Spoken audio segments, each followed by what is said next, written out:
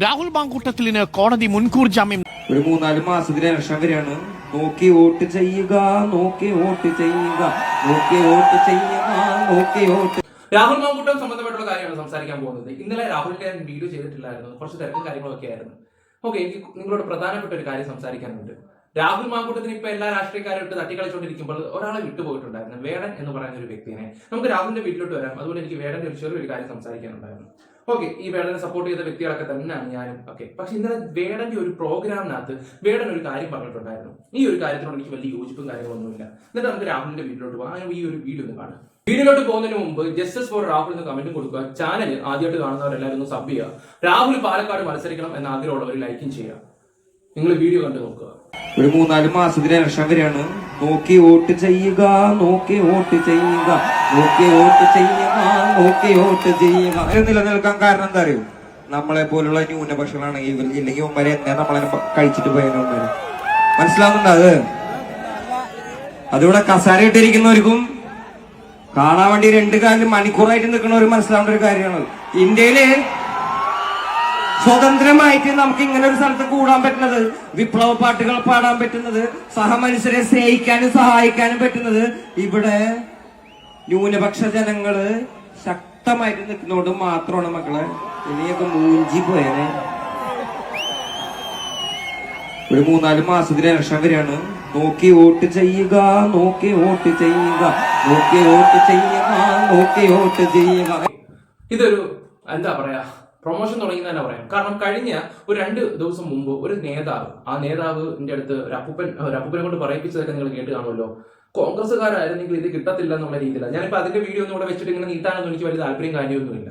ഇപ്പം 3 മാസവും കൂടെ ഒരു ഇലക്ഷന്, അതിന്റെ അത്യാവശ്യം നല്ല പ്രൊമോഷനും കാര്യങ്ങളൊക്കെ തുടങ്ങിയിട്ടുണ്ട്. ഇപ്പൊ പ്രധാനപ്പെട്ട ഒരു കാര്യം എന്താണെന്ന് വെച്ചാൽ വേടനെ ഇപ്പോഴത്തെ യുവതലമുറകൾ ശരിക്കും ഇഷ്ടപ്പെടുന്നുണ്ട്. വേടന്റെ വാക്കുകളും വരികളും എല്ലാവർക്കും അഡിക്റ്റ് ആണ് സത്യം പറഞ്ഞാൽ. ഇപ്പം വേടൻ വന്നിട്ട് പറഞ്ഞില്ലേ, വേടൻ ഏത് പാർട്ടിക്കാരാന്ന് ഞാൻ പറയാതെ നിങ്ങൾക്ക് മനസ്സിലാക്കാൻ പറ്റുന്ന ഒരു കാര്യം തന്നെയാണ്. വേടന്റെ ഒരു പെണ്ണ് കേസ് വന്ന സമയത്ത് ഒരാഴ്ച കൊണ്ട് പുള്ളിക്കാരൻ ഇറങ്ങുകയൊക്കെ ചെയ്ത്, അത് വേറെ കാര്യം. പിന്നെ അത് മാത്രമല്ല, ഈ കഞ്ചാവ് വിഷയങ്ങളും കാര്യങ്ങളൊക്കെ ഉണ്ടായിട്ടുണ്ടായിരുന്നു. ആ സമയത്ത് വേടനെ ചോദ്യം ചെയ്യുന്ന വിഷയങ്ങൾ കാര്യങ്ങൾ, അതേ വേടൻ തന്നെ ഒരാഴ്ച കഴിഞ്ഞ് മുഖ്യമന്ത്രിയുടെ പരിപാടിക്ക് പങ്കെടുത്തിട്ടുണ്ടായിരുന്നു.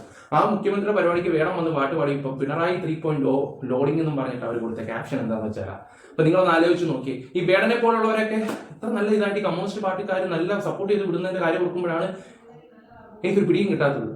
വേടൻ എന്താ കൊമ്പുണ്ടോ? വേടന്റെ പാട്ടും കാര്യങ്ങളൊക്കെ നമുക്ക് എല്ലാം ഇഷ്ടമാണ്. എന്തുകൊണ്ട് മാത്രം വേടനെ ഇങ്ങനെ പൊക്കി പറയുന്നു? ഇന്നലെ വന്നിട്ട് വേടൻ വന്നിട്ട് ഈ ഒരു സംസാരം കൂടെ സംസാരിക്കുമ്പോൾ നിങ്ങൾക്ക് മനസ്സിലാക്കാൻ പറ്റും.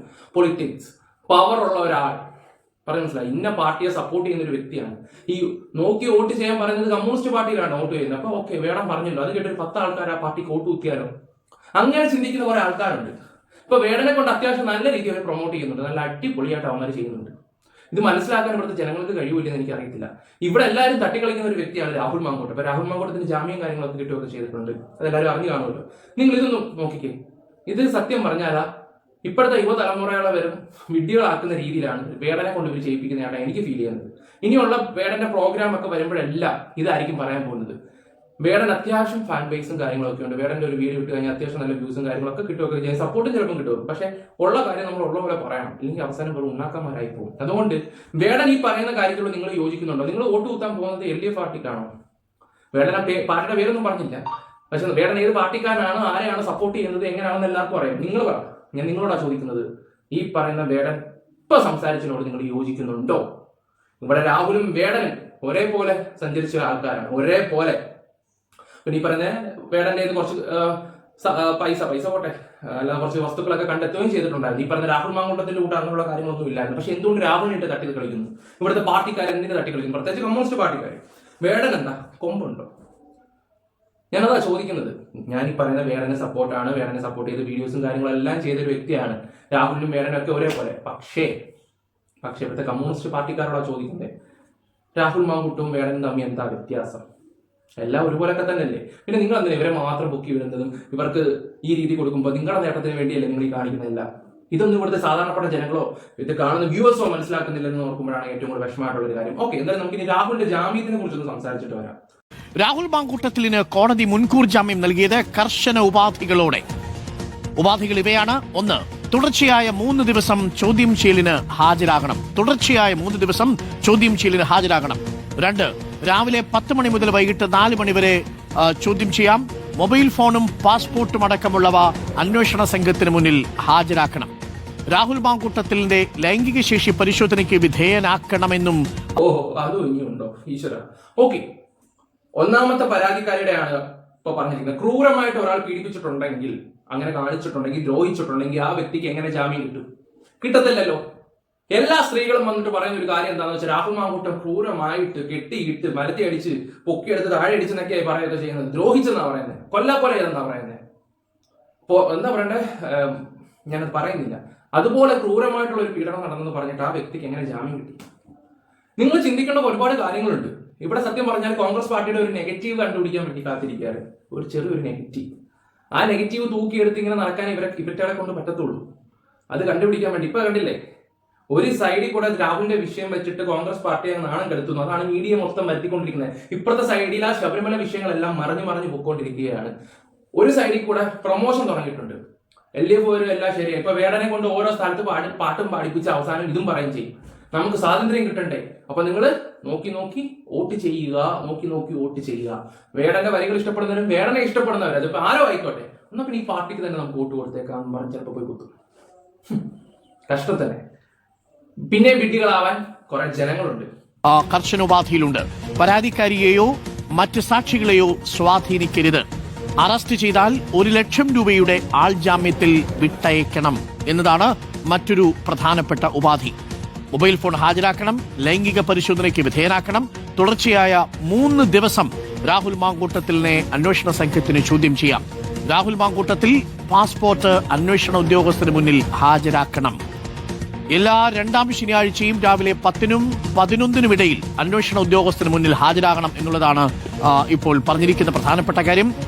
സായികുമാറുണ്ട് കൂടുതൽ വിവരങ്ങളുമായി. ഈ സായികുമാർ, രാവിലെ 10 മണി മുതൽ 4 മണി വരെ തുടർച്ചയായ 3 ദിവസം രാഹുൽ മാങ്കൂട്ടത്തിലിനെ ചോദ്യം ചെയ്യാം, ലൈംഗിക ശേഷി പരിശോധനയ്ക്ക് വിധേയനാക്കണം, മൊബൈൽ ഫോണും പാസ്പോർട്ടും അടക്കം അന്വേഷണ ഉദ്യോഗസ്ഥർക്ക് സമർപ്പിക്കുകയും വേണം എന്നുള്ളതാണ്. കർശന ഉപാധികളാണ്. സാധാരണ മുൻകൂർ ജാമ്യം കൊടുക്കുമ്പോൾ കിട്ടുന്നതിനേക്കാൾ കടുത്ത നിബന്ധനകളാണോ രാഹുൽ മാങ്കൂട്ടത്തിന്റെ കാര്യത്തിൽ വെച്ചിരിക്കുന്നത്?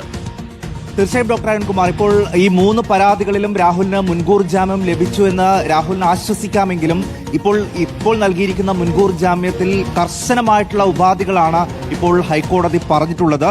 തുടർച്ചയായ 3 ദിവസം രാഹുൽ മാങ്കൂട്ടത്തിൽ ചോദ്യം ചെയ്യലിന് ഹാജരാകണം. അത് രാവിലെ 10 മണി മുതൽ വൈകിട്ട് 4 മണി വരെ തുടർച്ചയായി 3 ദിവസം രാഹുലിനെ അന്വേഷണ സംഘത്തിന് ചോദ്യം ചെയ്യാം. അതോടൊപ്പം ഏറ്റവും പ്രധാനപ്പെട്ടത് രാഹുൽ മാങ്കൂട്ടത്തിൽ ലൈംഗിക ശേഷി പരിശോധനയ്ക്ക് വിധേയനാകണം എന്നുകൂടി ഇപ്പോൾ കോടതി ഉപാധിയായി പറഞ്ഞിരിക്കുകയാണ്. ഏതെങ്കിലും ഘട്ടത്തിൽ പരാതിക്കാരിയെയോ മറ്റ് സാക്ഷികളെയോ സ്വാധീനിക്കാൻ രാഹുൽ ശ്രമിക്കരുത് എന്ന് കോടതി പറയുന്നു. അറസ്റ്റ് ചെയ്താൽ 1 ലക്ഷം രൂപയുടെ ആൾജാമ്യത്തിൽ വിട്ടയക്കണം എന്നുകൂടി പറഞ്ഞിട്ടുണ്ട്. അതോടൊപ്പം ഏറ്റവും പ്രധാനം, രാഹുൽ മാങ്കൂട്ടത്തിൽ പാസ്പോർട്ട് അന്വേഷണ ഉദ്യോഗസ്ഥന് മുന്നിൽ ഹാജരാക്കണം. എല്ലാ 2ാം ശനിയാഴ്ചയും രാവിലെ 10നും 11നും ഇടയിൽ അന്വേഷണ ഉദ്യോഗസ്ഥന് ഹാജരാകണം. അതോടൊപ്പം മൊബൈൽ ഫോൺ കൂടി സറണ്ടർ ചെയ്യണം എന്ന ഉപാധിയാണ്. ഡോക്ടർ അരുൺകുമാർ സൂചിപ്പിച്ചതുപോലെ മറ്റ് മുൻകൂർ ജാമ്യം നൽകുന്നത് പോലെയല്ല, കർശനമായിട്ടുള്ള ഉപാധികളോടുകൂടിയാണ് ഇപ്പോൾ രാഹുലിന് മുൻകൂർ ജാമ്യം അനുവദിച്ചിട്ടുള്ളത്. ഇപ്പോൾ റോഷി പാൽ കൂടിയുണ്ട്. റോഷി, നിബന്ധനകൾ വളരെ കർശനമാണെന്ന് തോന്നുന്നു. മുൻകൂർ ജാമ്യത്തിൽ മൊബൈൽ ഫോൺ കൊടുക്കണം, പാസ്പോർട്ട് കൊടുക്കണം, അതിനും അപ്പുറത്തേക്ക് ലൈംഗിക ശേഷി പരിശോധനയ്ക്ക് വിധേയരാവണം, തുടർച്ചയായി 3 ദിവസം അന്വേഷണ ഉദ്യോഗസ്ഥരുടെ മുന്നിൽ ഹാജരാവണം, അതിനുശേഷമല്ല. അതൊക്കെ ഇത്ര ഗൗരവമായിട്ട് പറയേണ്ട ആവശ്യങ്ങളൊന്നും ഇല്ലേ? ക്രൂരമായിട്ടുള്ള കാര്യങ്ങളൊന്നും നടന്നിട്ടില്ല. അത് കോടതിക്ക് അത് ബോധ്യപ്പെടുകയും ചെയ്തിട്ടുണ്ട്. 3ാമത്തെ കേസിൽ മാത്രം പരസ്പര സമ്മതത്തോടെ കുറച്ച് കാര്യങ്ങൾ നടന്നിട്ടുണ്ടായിരുന്നു. അത് മാത്രമേ ഉള്ളൂ ഇച്ചിരി ഇതായിട്ടുള്ളത്. അത് പരസ്പര സമ്മതത്തോടെ നടന്നത്. ബാക്കി എല്ലാ കേസുകളിലും ഒരു ചുക്കുമില്ല, ചുണ്ണാൻ പോലെ തേങ്ങയില്ല. പിന്നെ അറിയാലോ, ഇവറ്റകളൊക്കെ ഇച്ചിരി ഗൗരവത്തോടെ പറഞ്ഞേ പറ്റത്തുള്ളൂ. കാരണം രാഹുലിന്റെ കേസ് ആയിട്ടല്ലേ, കൊടുത്ത പൈസക്ക് എന്തായാലും പണിയെടുക്കണമല്ലോ. അതാണ് ഇവന്മാരുടെ ശീലം. ശനിയാഴ്ചയും അന്വേഷണ ഉദ്യോഗസ്ഥർ മുന്നിൽ ഹാജരാവണം.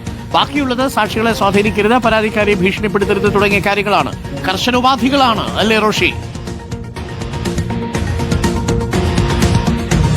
അരുൺകുമാർ, ഇങ്ങനെ കർശന ഉപാധികൾ വെക്കാനുള്ള കാരണം അന്വേഷണ സംഘവുമായി തുടക്കം മുതൽ തന്നെ രാഹുൽ മാങ്കൂട്ടത്തിൽ നിസ്സഹകരണമാണ്. ചോദ്യം ചെയ്യൽ കൃത്യമായി ഉത്തരങ്ങൾ പറയുന്നില്ല, അന്വേഷണ സംഘത്തിന്റെ നിർദ്ദേശങ്ങൾ അത് അംഗീകരിക്കുന്നില്ല. അങ്ങനെ നിസ്സഹകരണവുമായി മുന്നോട്ട് പോകുന്ന സാഹചര്യത്തിൽ ഈ കാര്യങ്ങൾ കോടതിയെ ബോധ്യപ്പെടുത്തി. അതുകൊണ്ടാണ് ലൈംഗിക ശേഷി പരിശോധനയ്ക്ക് പോലും കോടതി ഉത്തരവിടേണ്ടി വന്നത്. സാധാരണ ഇത്തരത്തിൽ ലൈംഗിക പീഡന കേസിലെ പ്രതികളുടെ ലൈംഗിക ശേഷി പരിശോധനയൊക്കെ അത് ഈ ശേഷിയുടെ റിപ്പോർട്ടും കൂടെ ഒന്ന് ന്യൂസിൽ വിട്ടാൽ നല്ലതായിരിക്കും.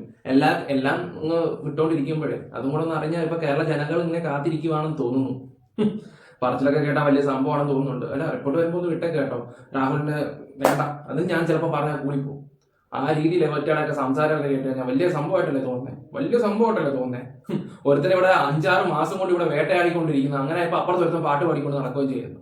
വേദന എല്ലാം കേസല്ല ഒന്ന് തന്നെ. പക്ഷെ കണ്ടില്ലേ, അവറ്റകൾക്ക് സപ്പോർട്ട് ചെയ്ത് നിൽക്കുന്ന എല്ലാവന്മാരെയും അവര് രാജാവിനെ പോലെ വാഴ്ത്തിക്കൊണ്ട് നടക്കും. അതാണ് അവരുടെ ഒരു ശൈലി. പാവം രാഹുൽ മാങ്കൂട്ടൻ ഒരു MLA ആയിപ്പോയി, ജനങ്ങൾക്ക് പ്രിയപ്പെട്ടവനായിപ്പോയി. കാരണം അവൻ ഇവിടെ നിന്ന് കഴിഞ്ഞാൽ ഈ പാർട്ടിക്ക് ദോഷമാണ്. കമ്മ്യൂണിസ്റ്റ്, BJP, കോൺഗ്രസ് ആണെങ്കിൽ പോലും ഈ യൂത്തന്മാരുടെയല്ല തിളങ്ങി നിൽക്കുന്ന 2 വ്യക്തിയാണ് ഷാഫി പറമ്പിലും രാഹുൽ മാങ്കൂട്ടം എന്ന് പറയുന്നത്. രാഹുലിന്റെ ഈ ഒരു പെണ്ണ് വിഷയത്തിലാണ് രാഹുലിനെ അടിച്ച് താഴെയിടാൻ വേണ്ടി ഇവന്മാരെ ശ്രമിച്ചുകൊണ്ടിരിക്കുന്നത്. ഓക്കെ, കുറച്ചും കൂടെ വെച്ചിട്ട് നമുക്കങ്ങ് നിർത്തിയിട്ട് നിങ്ങളുടെ അഭിപ്രായങ്ങൾ കറക്റ്റായിട്ട് കൊടുക്കണം. കറക്റ്റായിട്ട് സാധാരണ ഒരു മെഡിക്കൽ പരിശോധനക്കൊപ്പം നടക്കുന്നതാണ്. പക്ഷേ അതിന് പോലും രാഹുൽ മാങ്കൂട്ടത്തിൽ വഴങ്ങാത്ത സാഹചര്യമാണ്. ഒന്നും സഹകരിക്കുന്നില്ല, ഒട്ടും സഹകരിക്കാതെ താൻ MLA ആണെന്ന് ആവർത്തിച്ചുള്ള ഉത്തരവാണ്. തന്റെ MLA പദവി ഉപയോഗിച്ചുകൊണ്ട് അന്വേഷണ സംഘത്തെ സമ്മർദ്ദത്തിലാഴ്ത്തുന്നു എന്നാണ് അന്വേഷണ സംഘത്തിൽ നമുക്ക് ലഭിച്ച വിവരങ്ങൾ. അങ്ങനെയാണ് ചോദ്യങ്ങൾക്ക് പോലും കൃത്യമായ ഉത്തരം നൽകാതെ രാഹുൽ മാങ്കൂട്ടത്തിൽ മാറിയത്. പക്ഷേ ഏറ്റവും പ്രധാനപ്പെട്ട പല തെളിവുകളും അന്വേഷണ സംഘം ശേഖരിച്ചതാണ്. അതുകൊണ്ട് അതിന് സപ്പോർട്ടായ മറ്റ് ഡിജിറ്റൽ എവിഡൻസുകൾ ഉൾപ്പെടെ ശേഖരിക്കുക എന്ന ലക്ഷ്യമാണ് അന്വേഷണ സംഘത്തിന് മുന്നിലുള്ളത്. അതുകൊണ്ടാണ് ആ മൊബൈൽ ഫോൺ അത് ശാസ്ത്രീയ പരിശോധനയ്ക്ക് വിധേയമാക്കുന്നത്. മൊബൈൽ ഫോണിന്റെ ആ പാസ്വേഡ് ഇല്ലെങ്കിൽ പോലും അത് ലാബിൽ പരിശോധിക്കാം. പക്ഷേ രാഹുൽ മാങ്കൂട്ടത്തിൽ സ്വമേധയാ നൽകുന്ന ആ പാസ്വേഡ് ഉപയോഗിച്ച് ശാസ്ത്രീയ പരിശോധന നടത്തിയാൽ മതി എന്ന ഒരു തീരുമാനത്തിലേക്ക് അന്വേഷണ സംഘം. ഓക്കെ. അപ്പൊ ഇന്നത്തെ ന്യൂസുകൾ ഇതാണ്, ഇന്നത്തെ ചർച്ചകൾ ഇതാണ്. ഇന്ന് രാത്രി മൊത്തം ഇതായിരിക്കും. ചിലപ്പോൾ നമ്മുടെ ഷഹനാസിനെയോ റിനിയെ പോലുള്ളവരൊക്കെ കൊണ്ടു നിർത്തുമായിരിക്കും.